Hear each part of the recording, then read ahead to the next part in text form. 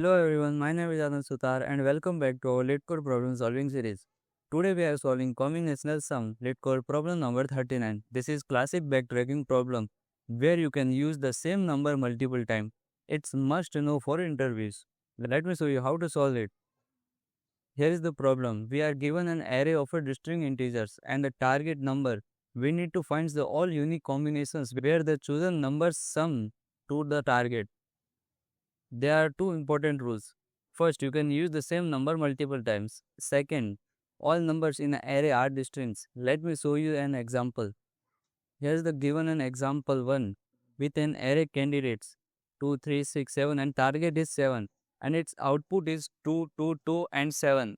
Why? 2 plus 2 plus 3 equals to 7 and 7 equals to 7. Similarly in example 2, notice that we can use the 2 fours or 2 and 3 twice or 3 and 5 once. The order of combinations doesn't matter. 2, 2, 3 is the same as a 2, 3, 2. Now let me explain the approach. This is perfect problem for backtracking. Here is our plan. In step 1, start with the empty combinations and the remaining target.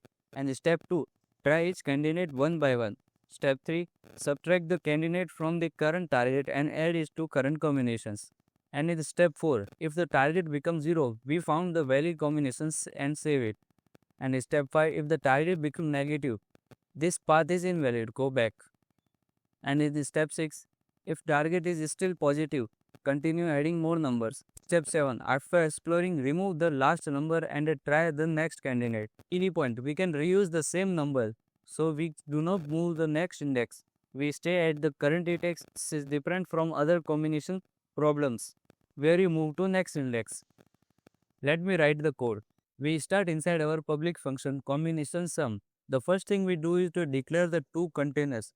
Result is a 2D vector that will hold our all the values.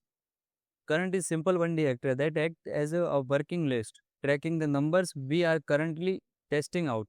Next, we kick off our recursive helper functions, which named as a solve. We pass it our candidate, our target, our starting index of a 0, our working current list, and our final result vault. Once that helper function finishes, explore all possibilities, we return our completed result array at the bottom. Now let me look at the recursive solve functions.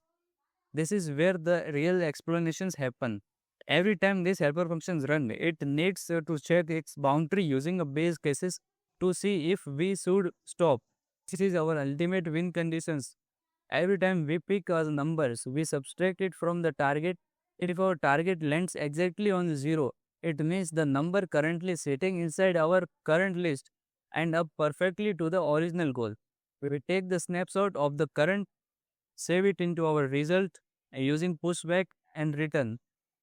This is the failure conditions. If our target drops below 0, it means the numbers we picked overshot the goals and added up to too much. This path is dead end. So we simply return and stop exploring it.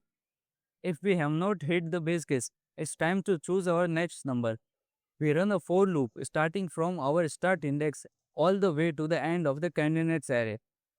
Inside the loop, we take the candidate at index I and push it into our working current list. We are officially chosen to test this number. Now we explore, we recursively call solve, see what happens next. Notice two critical adjustments here.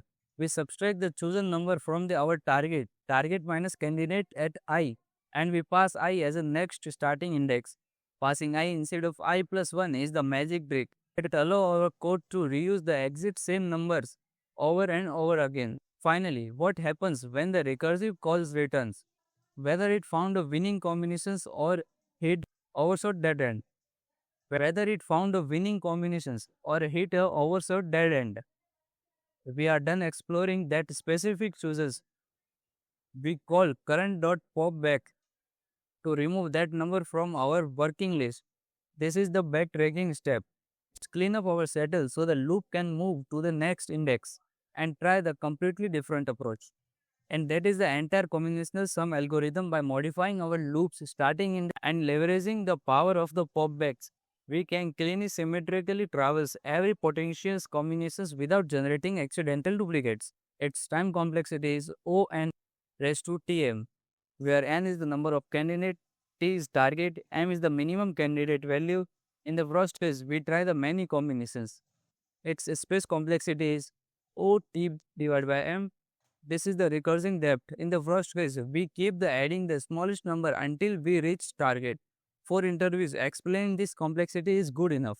Let me submit this and it passes. That's combinational sums using backtracking. Key points to remember. Use start parameter to avoid duplicates. Pass I, not I plus 1 because we can reuse numbers. Backtrack after exploring each path. If this helped you, please like and subscribe. I'm Anand. Thanks for watching. See you in the next problem.